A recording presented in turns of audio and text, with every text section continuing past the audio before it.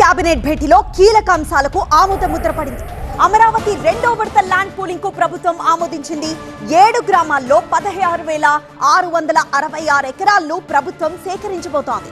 వైకుంఠపురం, పెద్దమద్దూరు, ఎండ్రాయి, హరిశ్చంద్రపురం, వడ్లమాను, కర్లపూడి, పెద్దపర్మిలో ఈ land pooling చేయాలని ప్రభుత్వం నిర్ణయించింది. Railway track, IRR, sports city కోసం 16,666 ఎకరాలు సమీకరించాలని నిర్ణయించామని మంత్రి నారాయణ తెలిపారు. ఇంటర్నేషనల్ ఎయిర్పోర్ట్ కోసం మరోసారి భూమిని సేకరిస్తామన్నారు మంత్రి నారాయణ.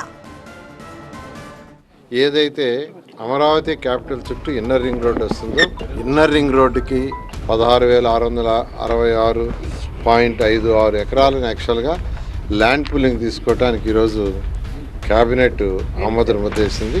దీని మీద యాక్చువల్గా railway track, railway station, international sports city, inner ring road, దీనికి సంబంధించి యాక్చువల్గా వీటికి మాత్రం ఈ యొక్క 16,666.5 ఎకరాలు క్యాబినెట్ ఆమోదించింది. గతంలో ఏదైతే ల్యాండ్ పూలింగ్కి రైతులకి ఎలాంటి బెనిఫిట్ ఇచ్చామో అదే బెనిఫిట్స్ కంటిన్యూ చేయమని యాక్చువల్గా ఆదేశించారు.